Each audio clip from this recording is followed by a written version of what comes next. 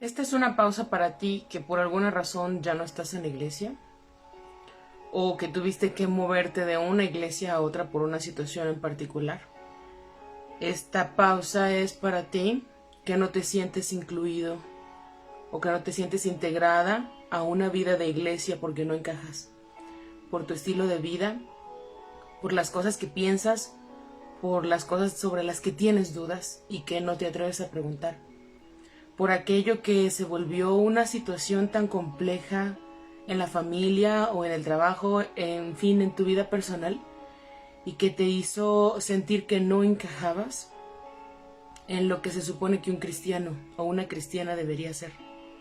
Esta pausa es para ti que estás en una congregación, pero es como si no estuvieras, porque no puedes expresar tus preguntas como tú quisieras, porque no puedes hablar sobre cómo vives tu vida o sobre cómo es la percepción que tienes del mundo, de tu propia existencia. Esta carta, esta pausa, es para ti que sientes que aunque te puedes congregar, no puedes expresar quién eres tú con claridad, porque te llamarían pecadora, porque te llamarían a arrepentirte y a convertirte de tu vida, y tú no sientes que sea algo de lo que te tienes que arrepentir o no sientes que sea una situación de pecado, pero que tienes temor de que la nombraran así. Esta pausa para ti es con 1 Corintios en el capítulo 1, cuando Pablo habla sobre la situación de la iglesia que está en división. Así que esta carta no es para, sin embargo, no es para las personas que ya no están en la congregación o que no se congregan, para esas personas que sienten que tienen que decir o que explican su situación diciendo no es que haya dejado de creer en Dios, no es que ya no sea cristiana, no es que ya no tenga fe, es que ya no voy por esto o por lo otro o no puedo estar en esta congregación por esto o aquello, pero no es que haya dejado de creer en Dios. Se trata de una situación de congregarse, se trata de una situación de iglesia. Y en esta carta se dirigen hacia una congregación, una iglesia que está en división.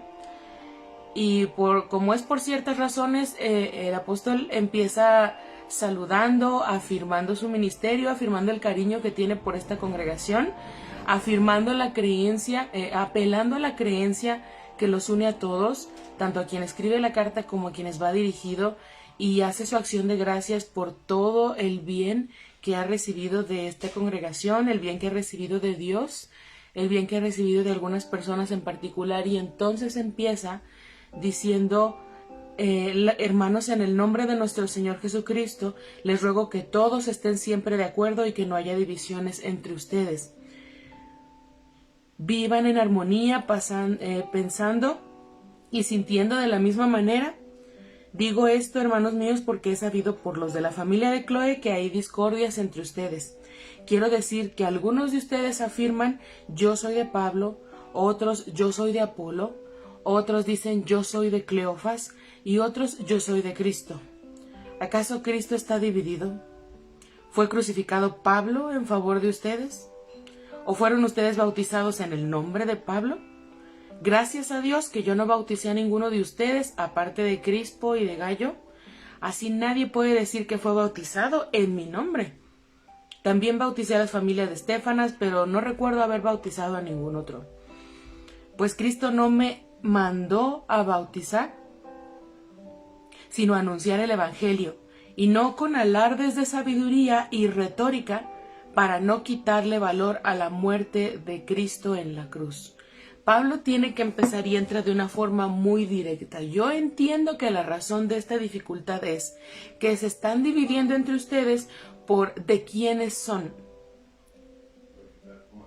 por quienes les haya enseñado, por quienes les haya introducido en el Evangelio y en la vida de iglesia, por quienes les hayan bautizado, por cualquier razón simplona, en mi opinión. Leemos aquí en el espíritu de este texto. Por cualquier razón simplona que sea, se están dividiendo. Es una manera de decirlo en nuestras palabras, porque veamos cómo está poniendo de frente a las personas con la realidad. Y les está diciendo: ¿en el nombre de quién se bautiza? ¿A quién se están convirtiendo? ¿Bajo las enseñanzas de quién están viviendo? Cristo. Es como otra manera, es como una manera de decir en nuestras palabras y pocas palabras, se llaman cristianos por ser seguidores de Cristo. Que yo entienda, ese es su nombre, no son paulinos, no son hebreos. Se llaman cristianos porque siguen a Cristo y se me están dividiendo por cosas simples, cosas que no tienen valor delante de la fe y delante de las enseñanzas de quién estamos caminando, detrás de las enseñanzas de quién estamos caminando la vida. Es como empezar a llamarse paulinos o cleofanos o hebreos o judíos o otro nombre, que también son nombres válidos, pero están orientados hacia un camino totalmente distinto. Ustedes no son paulinos, ustedes no son de Apolos. Se están yendo por las ramas con esta situación. Este asunto de quiénes los bautizó, de quiénes los incluyó en la iglesia, de quiénes lo que sea, no es tan importante poniéndolo en la balanza como el hecho de las enseñanzas de quién seguimos para vivir esta vida, de forma individual y de forma comunitaria. No es más importante quiénes los bautizaron, ni es más importante las enseñanzas de quién siguen o con quién se convirtieron y quién les predica. Eso no es lo más importante. Y esta carta está escrita para una iglesia. Así que va dirigida hacia nosotras, hacia nosotros que nos congregamos, que caminamos bajo el nombre de una congregación en particular, bajo el nombre de un pastor o pastora en particular, está poniendo de frente esa situación misma. Lo más importante no es quién es tu pastora o tu pastor. Lo más importante no es el nombre de tu congregación, de tu iglesia, el título que está en esa fachada. Lo más importante tampoco es, según leemos a Cristo también en los evangelios, lo más importante tampoco es si están directamente conmigo o si no. Es decir, también tengan cuidado con excluir a todo lo que no tenga la etiqueta de cristiano o de evangélico o de discípulos de Cristo o cualquier otro tipo de etiqueta y menospreciar o sacar de la experiencia de fe porque no tenga ciertas etiquetas. Esta carta va dirigida a una congregación que se está dividiendo. Y no estamos hablando de una división nada más interna, en la que todos están unidos pero están divididos dentro de las cuatro paredes. Es hacia la división que no se nota, pero que se experimenta, que es real y cuya experiencia y cuyo testimonio es válido.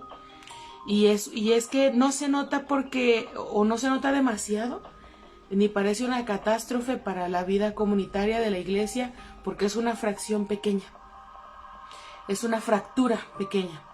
Pero una persona se acaba de ir de tu iglesia porque no puede soportar tantos sermones homofóbicos. Y una pequeña parte de tu iglesia, una pequeña parte de ti, se acaba de ir porque no puede soportar tanto comentario machista, tanto sermón machista. Y se acaba de ir de ti y se acaba de fragmentar tu iglesia y acaba de experimentar división. Porque se acaba de ir alguien que no puede soportar los comentarios tan ácidos sobre el divorcio, sobre el aborto, sobre la soltería. Y tiene que irse la persona o la familia, aunque casi siempre es una persona.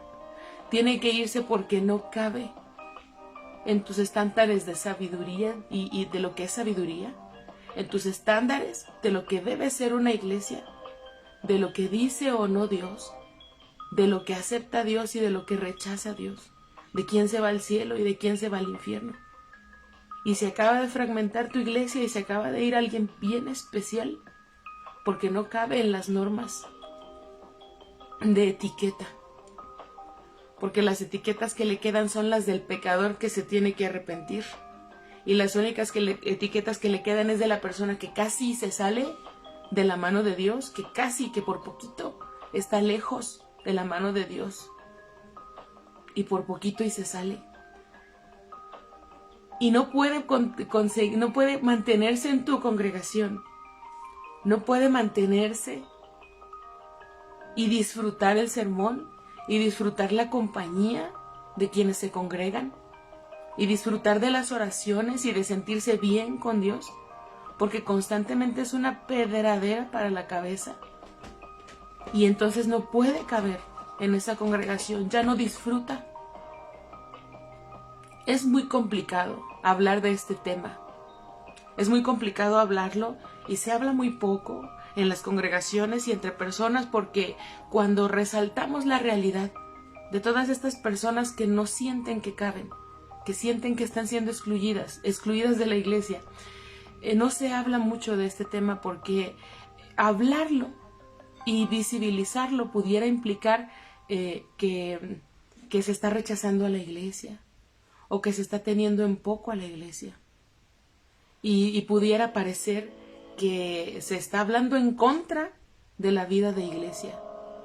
Pero por el temor de que esto parezca de esta manera, aunque no lo sea, no podemos invisibilizar la situación que la iglesia experimenta de pérdida de personas tan positivas, de personas con una manera de experimentar el evangelio que podría enriquecer a la congregación, y se están yendo de nuestra iglesia porque delante de los estándares que las congregaciones establecen de forma local o por organización no caben, y porque se está hablando muy ácido sobre su experiencia de vida, a veces conociéndola y aprovechándonos de que conocemos la situación de vida o la situación familiar de alguien, y hablar de forma directa y hablar de forma tan irrespetuosa,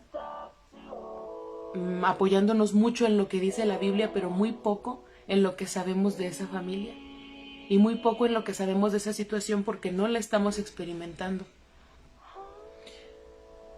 O de forma indirecta, cuando por los sermones estamos mandando indirectas sobre cómo la gente está viviendo su vida y sobre cómo es eso vivir en pecado y sobre cómo deberían cambiar de estilo de vida y ser diferentes de quienes son, en el nombre de Dios, en el nombre de la Biblia, en el nombre de la fe, del cristianismo, y que habla con mucha base bíblica y con muchos versículos y con muchos capítulos, pero con poca experiencia. Y en esas lastimamos a los más pequeñitos, a los que Jesús se refiere en la parábola. Y dice: por cuanto lo hiciste a uno de mis más pequeñitos, a mí lo hiciste. No digas que no has sido una iglesia que me excluye cuando has excluido a mis más pequeñitos. No digas que eres una iglesia que me ama cuando no puede amar a cada uno de mis pequeñitos, de mis más vulnerables. No digas que no me has rechazado como iglesia, a mí, Jesús, cuando has rechazado a otras personas. No digas que no me has invisibilizado cuando hay muchas personas en tu congregación que tratan de vivir la experiencia de fe, que tratan de vivir, de comulgar, que tratan de compartir con la congregación y aún así no se sienten parte. Porque incluso aunque no les hicieran el feo de forma directa, se ven más reflejados en la crítica que se hace de allá afuera, del mundo, que sentirse integrados a una congregación. Pablo sigue diciendo: el mensaje de la muerte de Cristo en la cruz parece una tontería a los que van a la perdición, pero este mensaje es poder de Dios para los que vamos a la salvación. Como dice la Escritura: haré que los sabios pierdan su sabiduría y que desaparezca la inteligencia de los inteligentes. ¿En qué pararon el sabio y el maestro y el que sabe discutir sobre cosas de este mundo? Dios ha convertido en tontería la sabiduría de este mundo, puesto que el mundo no usó la sabiduría para reconocer a Dios donde Él ha mostrado su sabiduría. Dispuso Dios en su bondad salvar por medio de su mensaje a los que tienen fe, aunque este mensaje parezca una tontería. Los judíos quieren ver señales milagrosas y los griegos buscan sabiduría, pero nosotros anunciamos a un Mesías crucificado. Esto les resulta ofensivo a los judíos y a los no judíos le parece una tontería. Pero para los que Dios ha llamado, sean judíos o griegos, este Mesías es el poder y la sabiduría de Dios. Pues lo que en Dios puede parecer una tontería es mucho más sabio que toda sabiduría humana, y lo que en Dios puede parecer debilidad es más fuerte que toda fuerza humana. Con este aparente trabalenguas con la palabra sabiduría, Pablo nos está reflejando una situación muy importante. Aquí él está diciendo judíos y griegos porque esto es correspondencia ajena.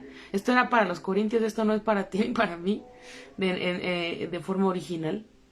Estamos leyendo correspondencia ajena. Y en esta situación en particular de los corintios, esta situación en Corinto está reflejando una experiencia y una lucha con la sabiduría del judío y con la sabiduría del griego, la principal influencia en esta congregación. Pero nuestras propias congregaciones en nuestros tiempos no tienen por qué criticar a los judíos ni criticar a los griegos. Más bien tienen que sacar la equivalencia y considerar cuál es el equivalente de los judíos y los griegos en esta ecuación y cuál es el equivalente a nuestra realidad actual. No es tirarle lodo a los judíos ni tirarle lodo a los griegos y pensar que estamos fuera de esto y aún así querer apropiarnos la carta. Tenemos que sacar las equivalencias. ¿Quiénes son estas equivalencias entonces de influencia judía y de influencia griega o de lucha contra los judíos y contra los griegos frente a lo que es la sabiduría del Mesías crucificado? Y también tenemos entonces que sacar esas equivalencias de yo soy de Apolo y yo soy de Pablo y yo soy de Cefas y yo soy de Cristo. ¿Cuál es la equivalencia de esta lucha de yo soy de? Está viviendo la congregación de nuestros días, la iglesia de nuestros días. ¿Qué cosas simplonas, como las presenta aquí el apóstol Pablo, que son simplonas porque no tienen lógica? Y es lo que está debatiendo aquí. Poniéndole lógica, son simples, son cosas simples por las que se están enorgulleciendo. No solamente dividiendo, sino enorgulleciendo, porque para que algo se divida es porque las dos partes no están en posición de dialogar y de llegar a un acuerdo. Están muy firmes en su posición y generalmente es porque les otorga orgullo, porque les otorga honor. Es algo muy simplón, lo expresa Pablo en este relato, porque están tratando de ganar estatus tomando honor a través del honor de otros. Es escudarse en un título, es escudarse en el nombre de su iglesia o en el nombre de su congregación, es escudarse en el nombre de su religión, una etiqueta, un título, para obtener honor a partir del honor de ese título, a partir del honor de quién es su pastor o pastora, a partir del honor de cómo se llama su organización religiosa, de cuál es el nombre de su templo local. Es una situación de ganar honor e identidad a partir de la identidad de otro o a partir de la identidad de algo muy general. Y están agarrando esa identidad como propia y están cercenando su propia identidad. Y después cuando llegan otras personas, entonces quieren cercenarle también su identidad y cercenarle su experiencia de vida, su pasado, quién es, su cultura, qué piensa, cuáles son sus creencias y su experiencia de vida. Y cercenamos todo eso porque aprendimos a agarrar identidad y honor a partir del honor y de la identidad de otro. Como en este caso de Apolos, de Pablo, de Cefas, o en nuestra realidad actual, sea el nombre que sea, que esté dándonos estatus y le estemos dando más importancia a eso como nuestra identidad que al hecho de resaltar nuestra propia identidad a partir de nuestra experiencia de vida. Y entonces diseñamos identidades estándar, personalidades estándar que debería tener un cristiano o una cristiana, y son lo que enseñamos. Enseñamos un molde y entonces la persona que llega tiene que amoldarse. Y es una cosa muy curiosa porque esa es una técnica, es una experiencia humana. Crear moldes es una experiencia humana, es una situación hecha con autoridad humana. Y luego leemos en la Biblia y predicamos que no se conformen a este siglo, que no se conformen a este mundo. Pero nosotros mismos como iglesia estamos formando moldes o stickers o estilos de vida o personalidad que debería tener un cristiano. Y esto puede resultar muy confuso. Este es un tema de debate y estamos haciendo una transmisión solamente de un lado hacia otro, a pesar de que haya espacio para comentarios. Pero es un tema de debate, así que se supone que lo comentado genere dudas y genere incomodidad y genere encuentros de comentarios que se contraponen y deben surgir pasajes específicos de la Biblia para argumentar lo que creemos. Así que este es un tema de debate y se supone que genere incomodidad y se supone que genere preguntas y es algo de lo que tenemos que hablar, aunque genere dudas y aunque genere debate, porque se está llevando entre los pies, se está arrastrando entre los pies a toda esta gente que tiene mucho que ofrecer a una congregación, a esta gente que tiene todo su derecho de experimentar en plenitud la fe que ha elegido, en este caso la cristiana. Se está llevando entre los pies muchas experiencias de vida que necesitan sanar, que necesitan ser abrazadas, que necesitan ser cubiertas en su desnudez y que se están yendo arrastradas por el suelo. Todas esas experiencias que necesitan ser lloradas y abrazadas y se están yendo arrastradas entre los pies por moldes particulares que creemos que debería tener un cristiano, por la personalidad que creemos que debería tener una cristiana. Y es muy cierto que debemos pulirnos si vamos a congregarnos, que nuestra vida, nuestro estilo de vida, el bienestar de nuestro espíritu, de nuestra mente, la tranquilidad, la paz en el corazón, tienen que ver con cierto pulirse sobre cómo estamos haciendo las cosas.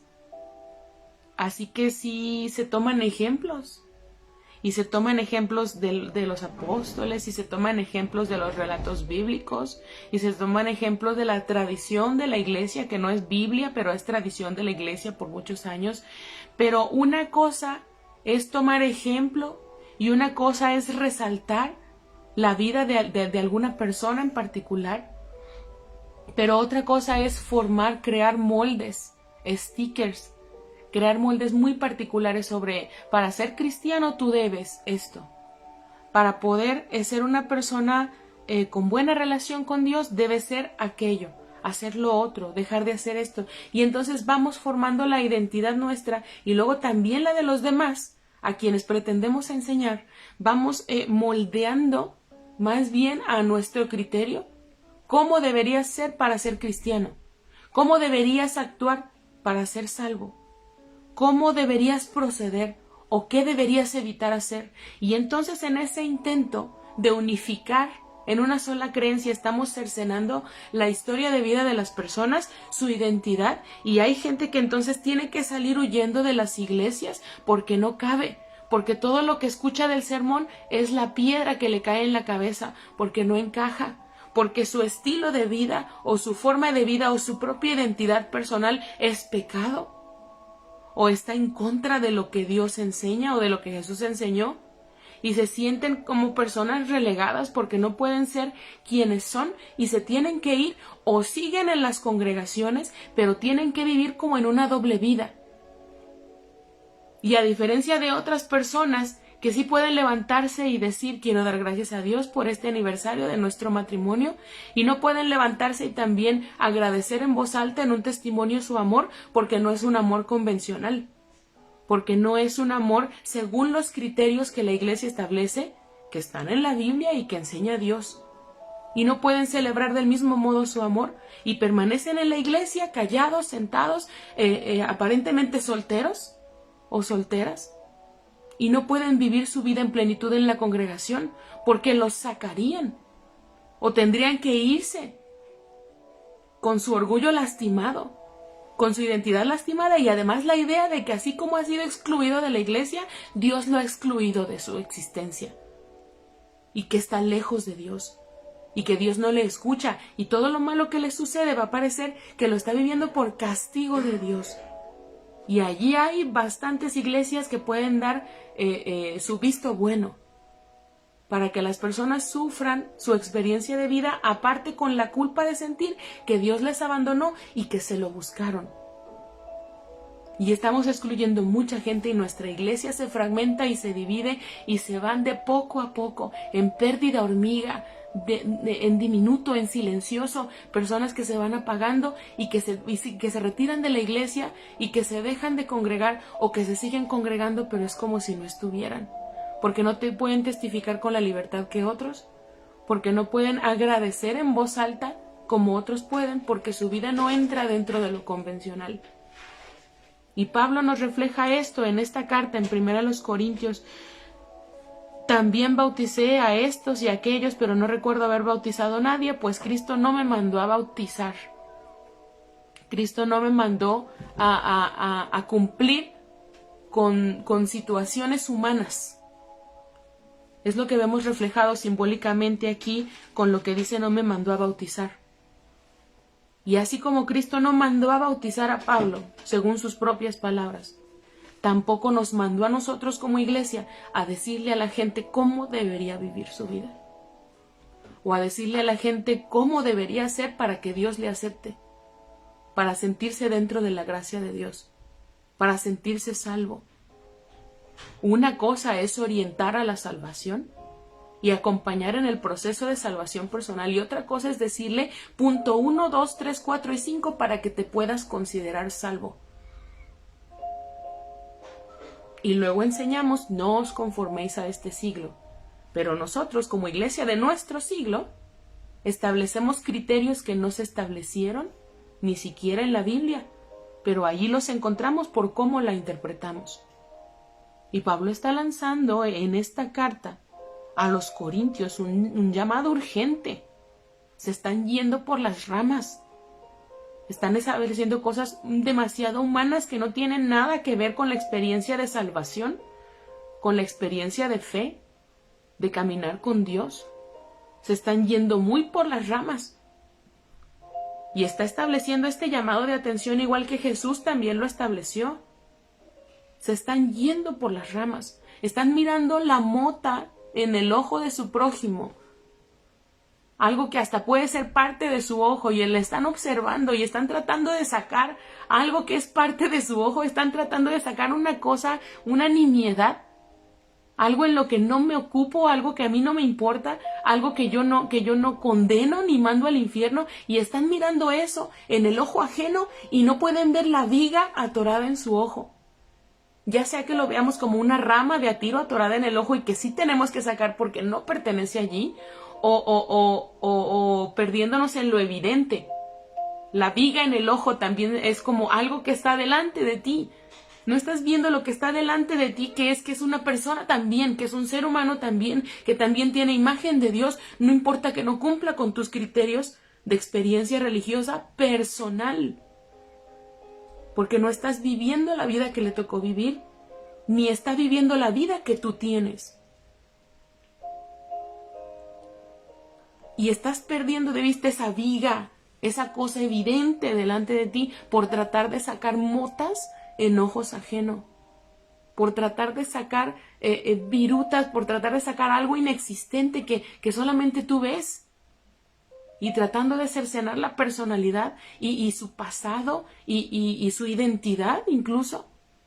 Estás perdiendo lo evidente, que lo que tienes delante de ti, aunque no viva como tú vives, y aunque no viva bajo tus criterios y bajo lo que tú entiendes que debería ser una vida cristiana y una vida de fe y una vida salvada, rescatada,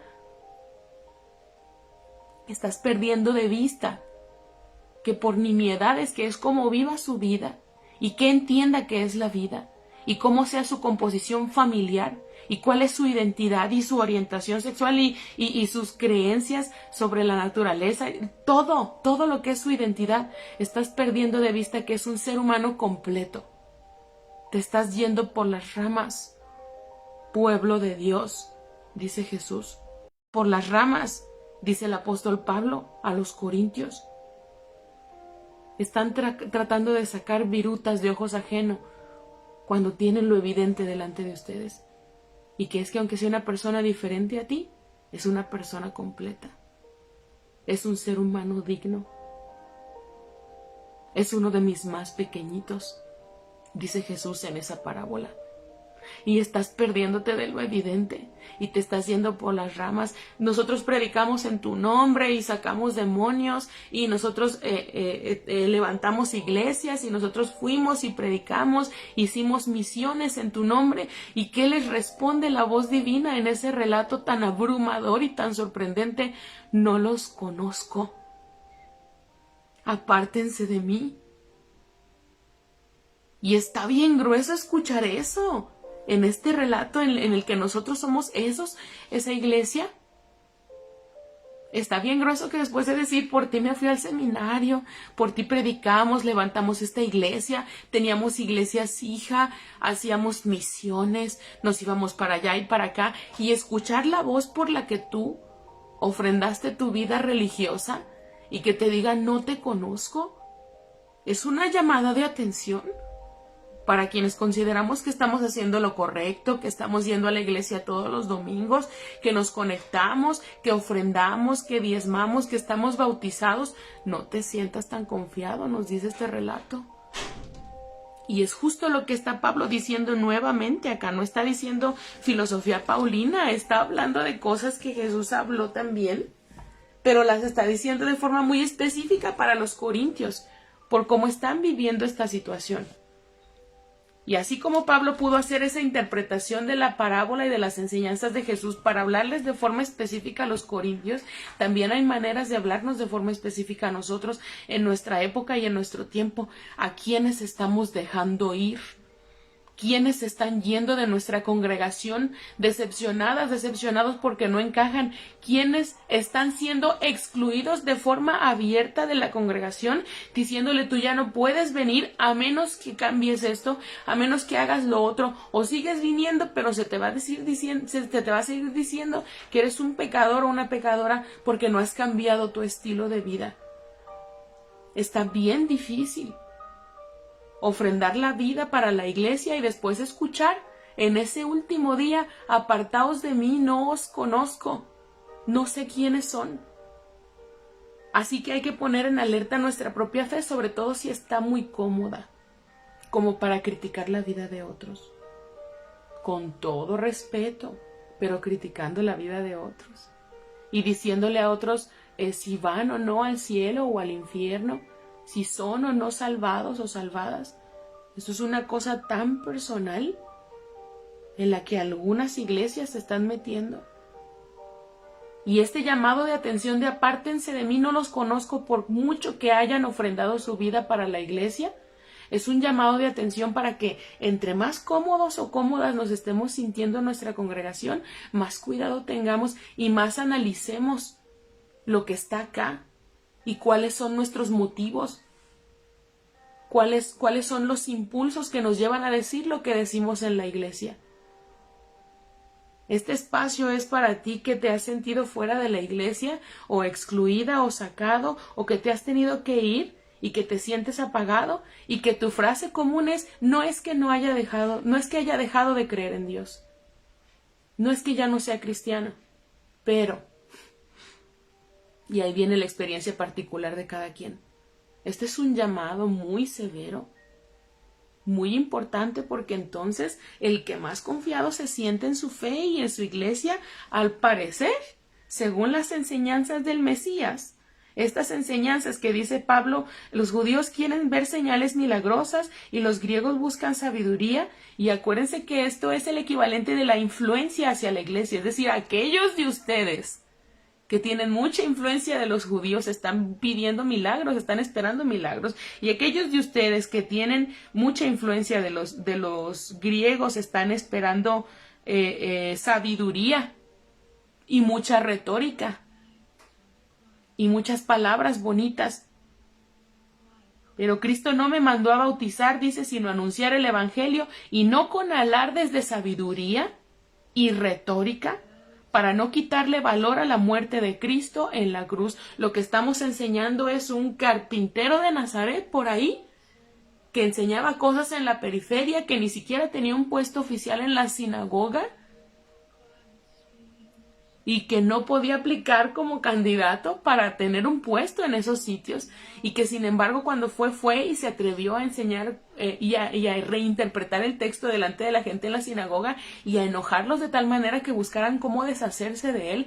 Estamos predicando a ese Mesías, a ese hombre ordinario que era encarnación de Dios por cómo supo entender, por cómo encarnó en su propia vida el mensaje del evangelio, cómo entendió cuando fue enseñado en su casa desde pequeño con su madre, y todo lo que haya podido aprender de cuando fue llevado al templo y fue presentado, y todo lo que le tuvo que enseñar su cultura, entendió de qué se trataba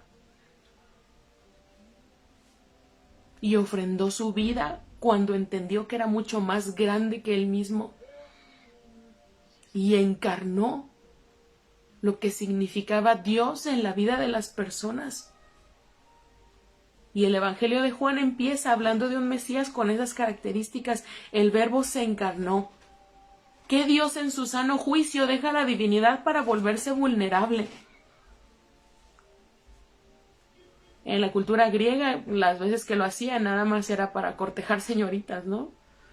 O para esconderse y todo eso, pero no como para vivir entre ellos.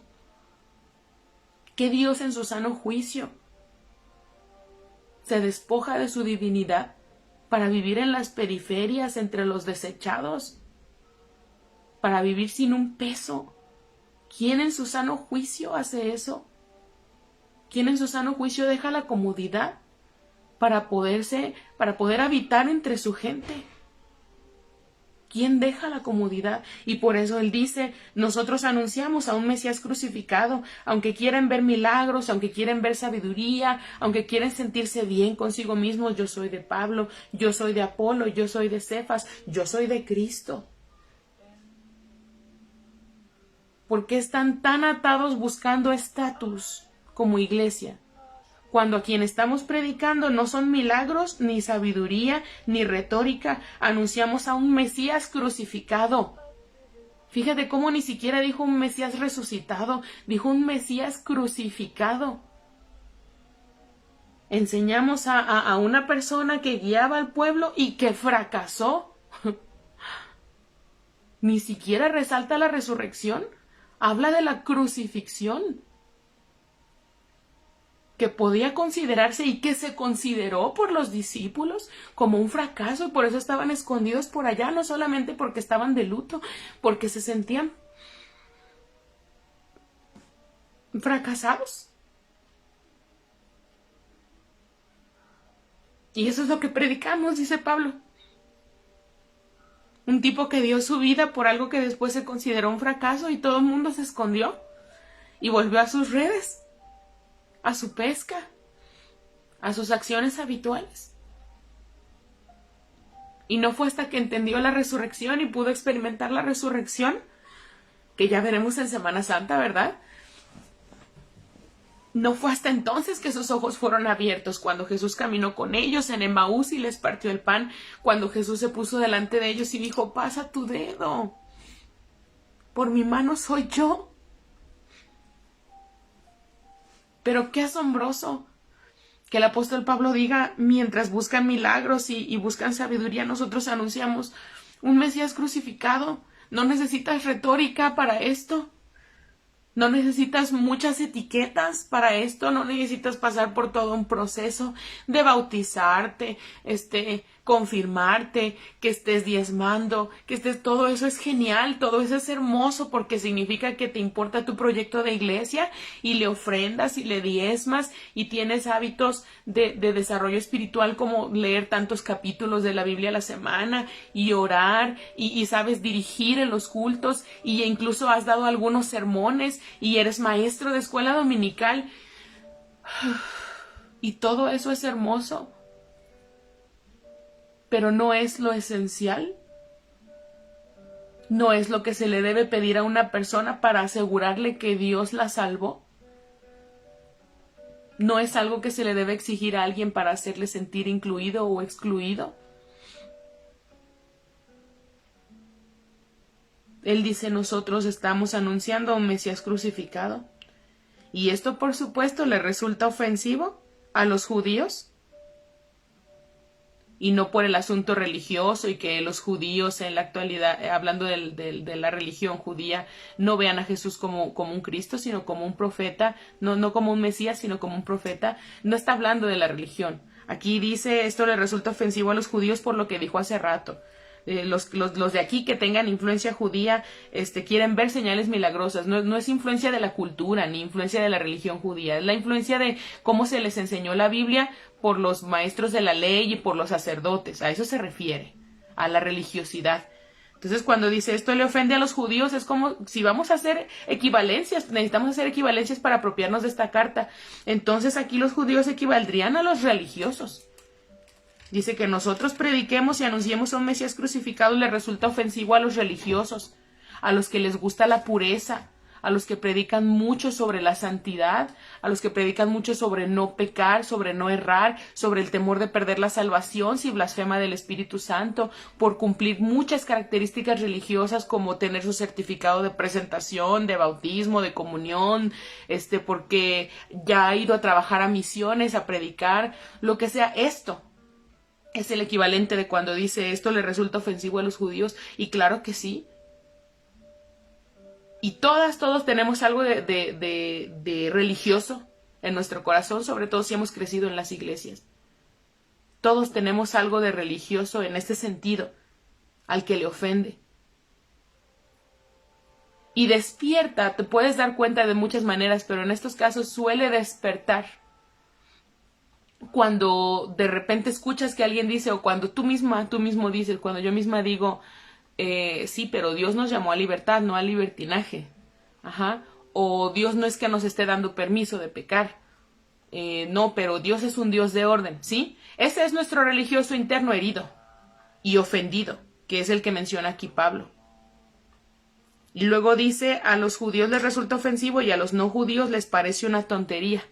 Es decir, para quienes están en la iglesia o quienes estamos muy seguros, muy seguras en nuestra fe y en nuestra vida de congregación, pero en un sentido de estatus, de lo muy sabios que seamos, de lo muy entendidas que seamos a partir de lo que sabemos de la Biblia, que la hemos leído completa 3 veces, que fuimos a este o aquel seminario, todo lo que se aprecie como conocimiento, que sabe armar sermones, que sabe dirigir un culto y no se equivoca, que lee muy bien la Biblia, todo eso sería el equivalente a los judíos, y a los no judíos les parece una tontería. Pero para los que Dios ha llamado, sean judíos o griegos, no importa cuál sea su estatus, ni importa cuál sea su historia de vida, que sigue resaltando aquí que no me importa, que no me importa y no me importa, que eso no es lo esencial, y lo vienen predicando los profetas en el Antiguo Testamento y Jesús en los evangelios, y ahora leemos a los apóstoles posteriores a la experiencia con Jesús diciendo la sabiduría no es lo importante, la retórica no es lo valioso. Seas discípulo de quién no es lo relevante, sino el mensaje de este Mesías crucificado, que resulta ofensivo a los judíos y a los no judíos les parece una tontería, pero para los que Dios ha llamado, sean judíos o griegos. Y cámbiele la palabra judío o griego por cualquier identidad que esta persona tenga. Para estas personas este Mesías es el poder y la sabiduría de Dios. Pues lo que en Dios puede parecer una tontería, lo más tonto, lo más ilógico de Dios, es mucho más sabio que toda la sabiduría más elevada humana. Y lo que en Dios puede parecer debilidad, lo más débil de Dios, la parte de Dios en la que parece que se retracta, que es débil, que se calla, que no sabe, lo que pueda parecer más ridículo y más débil de Dios, es más fuerte que toda la fuerza humana. Hermanos, deben darse cuenta de que Dios los ha llamado a pesar de que pocos de ustedes son sabios según los criterios humanos. Y pocos de ustedes son gente con autoridad o pertenecientes a familias importantes. Esta es una oda por todas aquellas personas que se sienten así y que tuvieron que irse de la iglesia por tal motivo, o que siguen en la iglesia pero están apagados, están apagadas. Y no por su ánimo, sino porque no pueden brillar igual que otras personas, porque ¿cómo podrían hablar sobre su compañero sentimental si no es el matrimonio que estableció la Biblia?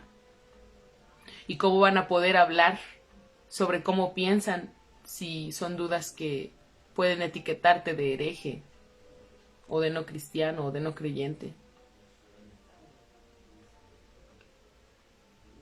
Este es un mensaje.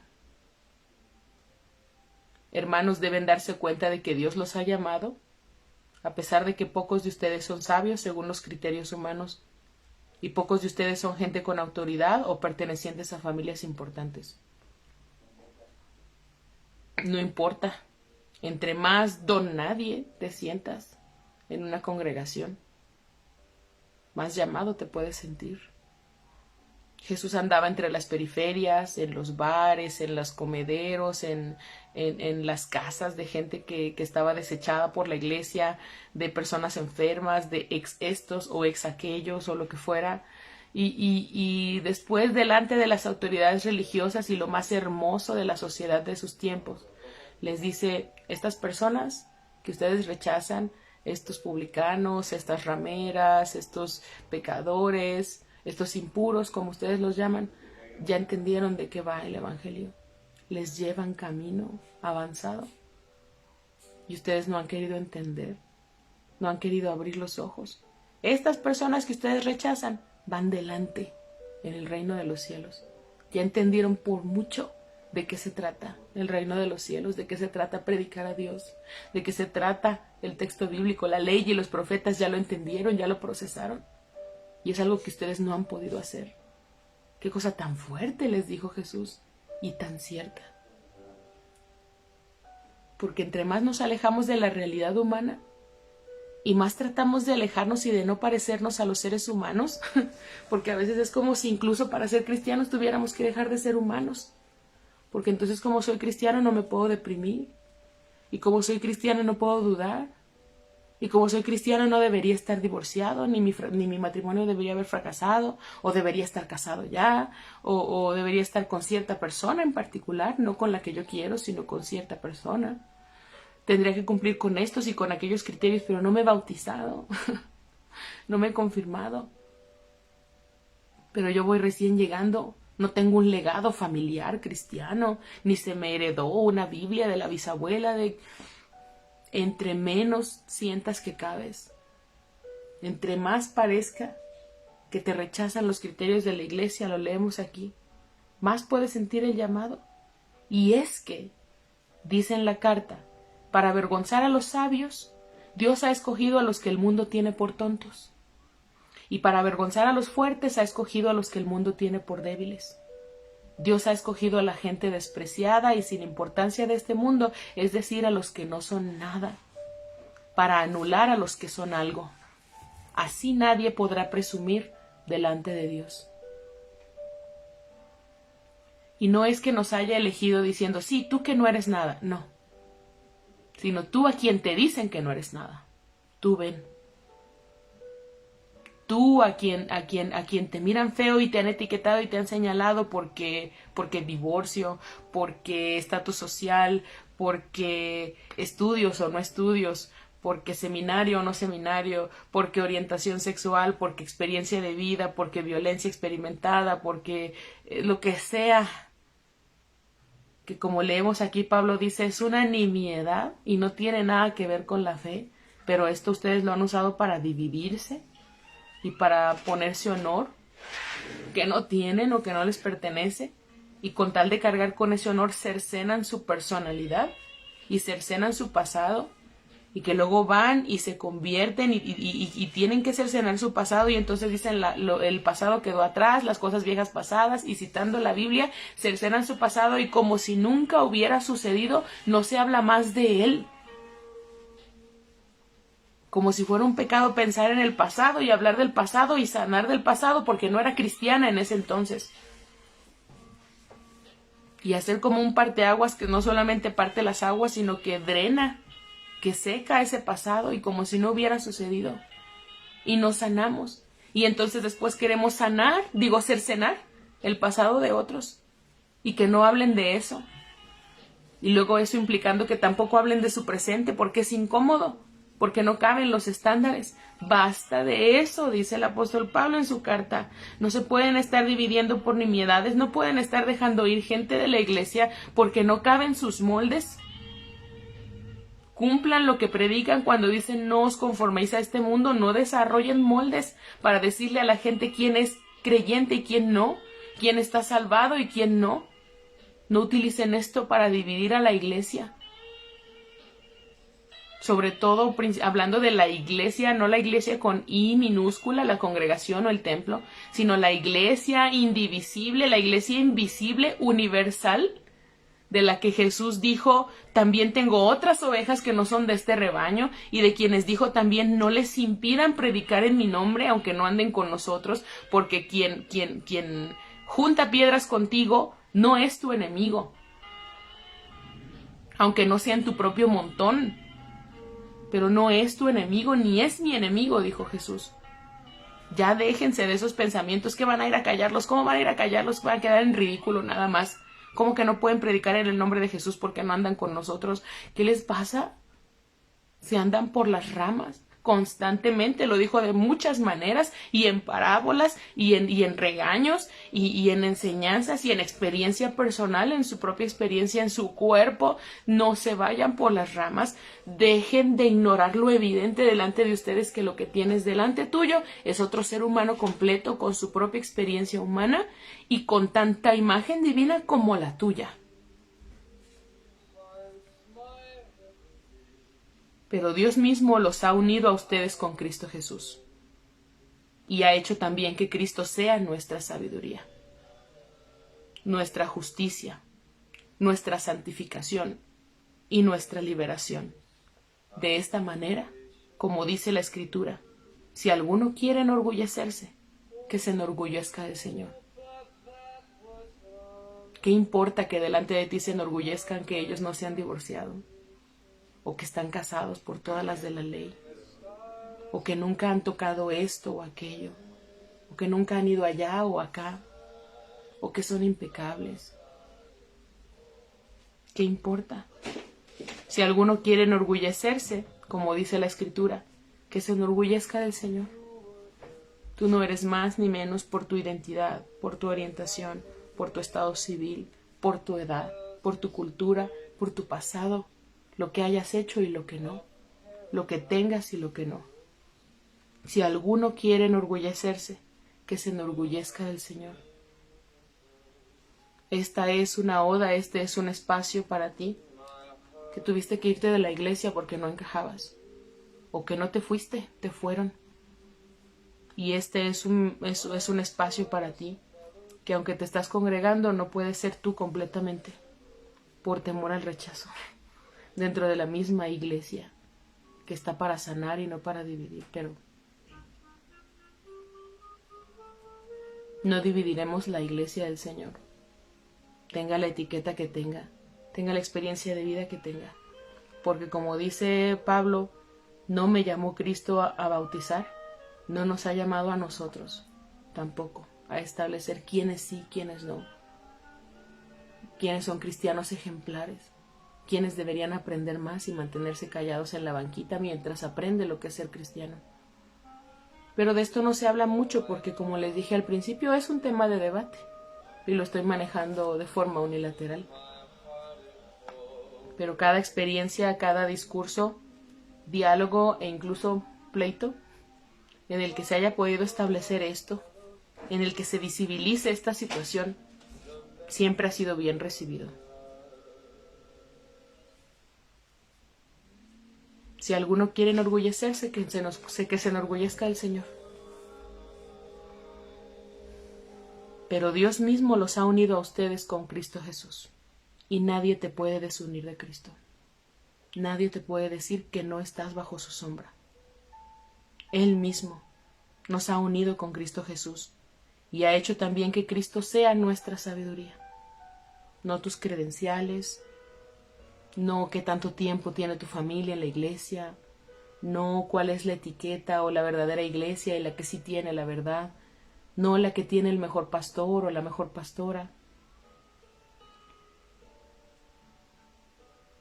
sino que Cristo es nuestra sabiduría, sus enseñanzas rústicas, sus cuentitos, sus parábolas, su forma de vida, hasta su muerte. Esa es nuestra sabiduría. Con ese lente andamos el cristianismo, no con muchas credenciales, ni con mucha elocuencia, ni con mucha religiosidad y pureza. La sabiduría del Mesías que andaba por allí en las periferias, entre el aterradero, con gente que nadie quería. Esa es nuestra sabiduría, nuestra justicia.